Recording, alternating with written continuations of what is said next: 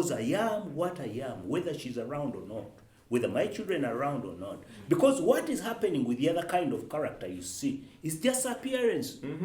People show off, people show up, but then what they do outside these cameras, you don't even want to see. Wow. So we are not creating that kind of a man. Yeah. That's not the man that the show is creating. No. That's the man that the show wants to change. That be real as a man. Yeah. Be who you were. Yeah. Be who you are defined to be. Be the man that God created you to be. Be You a are maximized be a man. maximized man. You are created to live at a higher level, Yeah. not to be where you are right now. Yeah. And any man can achieve this. Wow. There's something I normally say when introducing myself. You know, you talk about somebody introducing themselves. I'll tell you my name and then tell you I'm the same 24/7, day and night, Monday to Monday. I'll never change. Home and away. Wow. Yeah, that's powerful. Now, talking about Christ being the plumb line, we see one element that Jesus Christ exhibited, and that was servanthood. I mean, one day he's with the disciples, and these were in the last moments of his life on earth. And then he picks the towel and starts washing their feet. And he says, "You call me master, and I have washed your feet. Right. Then if I am your master, then serve one another." Yeah. How do we as men, because we are in a world where everyone wants to be served. Everyone wants to be served, everyone wants to be the king, everyone wants to be the boss. How does that relate to the manhood principles that we are talking about, servanthood? Yeah, servanthood leadership. You are qualified to lead to the level that you are willing to serve. I repeat that. Yeah. For any leader out there, you are qualified to lead to the level that you are willing to serve. You are called to be of service. And this works even much, much more with people in authority, in offices. People think, that's why I remember while growing up, our parents were called civil servants. They were not masters. They were not owners, but they were civil servants, meaning that they were serving the people. Although I see things are somehow changing now. Somebody gets in a public office and they own it. They think it's theirs. And I repeat, you are qualified to lead to the level that you are willing to serve. It reminds me of the saying that if you think you're leading and there's no one following you, then you're simply taking a walk. Yeah, it's fun evening walk. Yeah, just an evening walk. So if leadership requires qualification, then you cannot become a leader by just assuming the position. No. You have to be qualified to lead, and it's only in relation to how you're willing to serve. Yes, and even let's take it home for the men out there. You know, the men have taken the back seat, even in their homes. In your home, you have taken a back seat. You are the leader in that home. And you are leaving your wife to do everything. Take care of the kids, do everything, lead the kids, even in prayer at home. And men have taken the back seat. And that's not good. And that's why society is where it is. Because the Bible talks of the man as being the head of the family, the head of his wife, the head of the children. And being a head doesn't only talk about what you have on your head. No. You have eyes to do what? To see. You have the nose to do what? To smell. You have the mouth to say the words. You have the ears to hear what is happening around your home. But you've taken a back seat, and this woman is so strained because the man is not doing his job. So as leaders, we must be leaders in every facet of our lives. You know, as you kept talking about that, I remembered two elements of character building, and this can be too dangerous to any man out there. One of them we call indolence, and the other we call insolence. Indolence is doing nothing as a man, and insolence is passing the blame. as men, we've got to be working. There shouldn't be a time in our lives that we are doing nothing.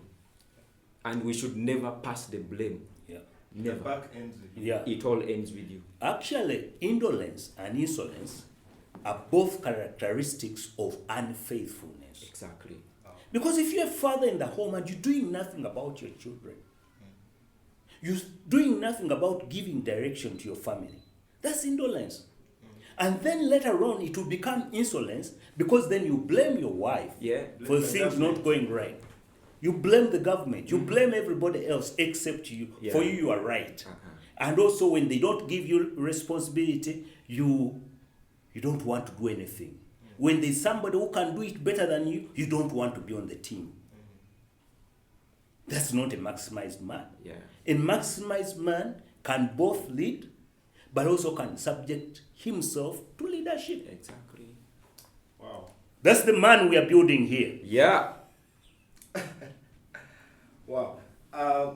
Going back to the elements of faithfulness, you talked about constancy, loyalty, And submission. I just want us to dig a little deeper in the subject of submission. What is it to submit? I mean, I thought you know the world makes it look like it's only the women that are supposed to submit to their husbands, but then we also read in the Bible that submit to one another out of reverence for Christ. So what does it mean to submit? In life, there is always a higher power. There is always a higher authority. Yeah. And as men, remember, like I said, Christ is the plumb line upon which we measure our potential and ability for leadership as men. In other words, we submit to his authority. We submit to his leadership. We submit to the character values he has set. There's a belief system he wants us to take. If I never submit to the authority of Christ, I can never form the character I am desired to form. Never. And to any man out there, you must be willing and learn to submit to a certain authority. Because in life, like it or not, you are under a certain authority. Be it at home, probably you're under the authority of your parents. Probably you're under the authority of your elder brother or sister. At work, probably you're under the authority of your line manager or office supervisor. And you must learn to submit. And there's the concept of sedition. Yeah, actually, before you go to sedition, submission to bring it home, are not even complicated. You see, here in Uganda, when you are driving, those of you drive around, it's like a competition. In fact, even when somebody sees the indicator, they just make sure you don't get into that line. It's like a competition. But if you have traveled, it's amazing. The moment people see the indicator, they will yield. Yeah. So submission is yielding. You yield. You allow somebody else to take charge. Yeah. You yield. Because if you don't do that, you're going to have an accident. I've been in some countries and you wonder how they do it without even traffic lights. The vehicle that comes first waits. And then another one will come. Then they will see which one came first, and then they will let that one go. That is yielding. And then another one will go, and in that order. And you see order, even without a traffic light. No, that is submission. That's submission. And where there is submission, there is order. Exactly. And there is peace and harmony. Very true. That's how God created the world to be. And that's a maximized man. A maximized man is a man who can be in authority, but also under authority. That's So submission. submission is the antidote for sedition. Right. Exactly. Just define for us sedition. What is sedition about? In a nutshell, sedition would be undermining Authority. Yeah. Wanting to overthrow Yeah. the powers above you. And even by law, it is punishable by Exactly. I mean, in In Uganda, Uganda, it is death. Yeah. And in some other countries. Yeah. And yet, this is what some men are doing out there. You become so seditious that at work you're uncontrollable. You become so seditious that in your home probably you're uncontrollable. Maybe as a young man out there, you become so seditious that at your home, nobody can control you, not even your parents. You can never have peace. You can never have order. And you can never build the right character as a young man growing up. Yeah. If you're that seditious. Wow. So for me, listening to all this that we are discussing, I see to build character, someone needs to know the truth. Exactly. Someone needs to know the truth. And how do we know the truth? What is truth? Who is truth? Is truth a person? How do we know the truth? Because there are all sorts of philosophies out there that a man somehow gets lost in the maze of masculinity, and then he does not maximize his manhood. So, what is truth, and who is the truth, Mr. Ndaula? You know, Jesus said those words that are common to most of the people that read the Bible. Yeah. I am the way, the truth, and the life. And let me say this. You know, truth will remain truth unless it's applied. It won't serve you. It's just like soap. Soap can only work if it is applied. If you just buy a piece of soap and you just put it there, you appreciate it, you will not benefit from it. So you need to apply the truth. And also, Job writes and says that I can taste truth like one tastes food when I hear it. Yeah. Wow. So you must design, you must create an appetite, you must create a desire to know the truth and act upon it. Yeah. So truth is about God, because God is true. Actually, we are in a generation where people are saying, there is nothing that is true anymore. In the world around you, that's what it is. But the truth is in the Word of God. Wow. And wherever you come to those positions where you feel there's nothing that is true anymore, refer to the old path. Refer to the old path. Because the Word of God is standard. Wow. It never changes. And it can fit in any situation you are in. Wow. Emma, I just want you to tell us, what's the relationship between truth and trust? How do people trust in relation to truth? To what extent is truth extended? I mean, trust extended to someone. Yeah. When he talked about I am the way, the truth, And the life. and the life. What that means is this. Jesus is the way that leads you to the truth and gives you life.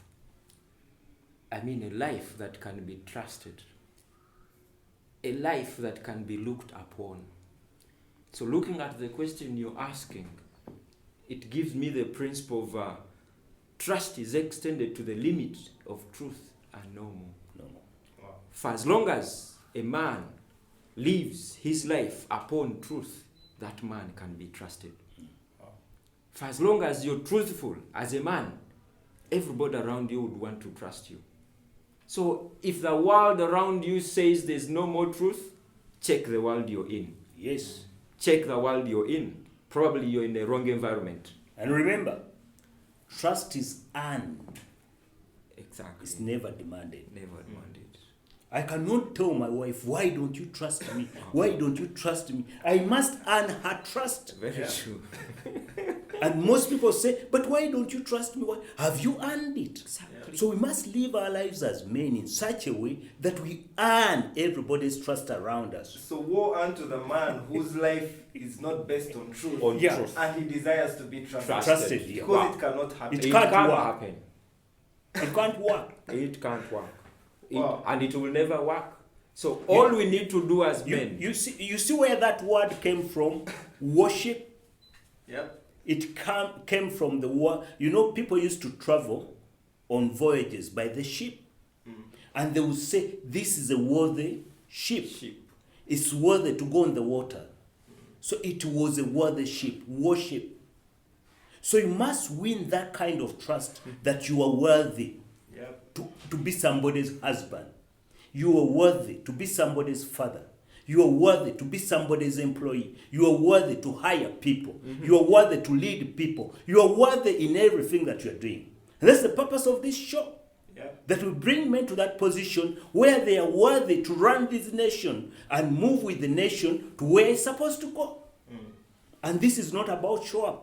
This is not about saying I have a lot of energy, I have a lot of strength, I have a lot of following. No, it is you, because you cannot give what you don't have. And the question is, I mean, for any man out there, you want to be trusted, you want to be dependable, you want to be a confident. Question is, are you being truthful as a man? Is truth cheap? It can never be cheap. It is very costly. Truth is expensive, my friend. I don't know what you consider to be that expensive, but there is nothing as expensive as truth. And you know, it's the greatest discovery a man will ever make. When a man discovers truth, he will never settle for less. Never. He will demand for more. Because you know the truth, and the truth shall set you free. Wow. So what you're saying, that truth is expensive. Very expensive. It takes dying to self. My friend. To be able to uphold the truth. Exactly. In other words, he normally uses a certain phrase to give a certain context of definition. You sacrifice and crucify yourself if you're to be truthful. You must give up so much as of the worldly standard to remain on the path of truthfulness. Wow. And you know, men must be zealous when it comes to character building. You know, like you saw the Apostle Paul, he was zealous about the word and seeking the Lord. But men must be zealous when it comes to character development. Just like any of the precious metals, stones, precious, minerals, none of them you'll find on the surface. You must dig deeper to get them out. And what we are doing in this program, actually in this show, is to dig out that man, to get the gold out. Because inside every man, there's that precious stone. There's that man that God intended him to be. And that's what we are here. We're not here to criticize anybody. We are saying we can live a much better life as men out there. We have the gold within us. The diamonds are within us. But it takes leadership to bring out these precious, metals and precious stones in us. Because anything good is never on the surface. One has to dig deeper to get to the bottom of it. Wow. Very great. Thank you very much, gentlemen. It's been a very, very wonderful discussion. For the men out there, I am so happy for you that you're listening to this truth, and I encourage you to dig in and get the truth. And when you know the truth will set you free. Right. This is the Maximized Manhood Show, Maxi-Man Show, where Christ-likeness, manhood and Christ-likeness are synonymous. For you to achieve the epitome of manhood, then you have to be like Christ. Thank you for watching, and I remain your host, Albert Muchunguzi.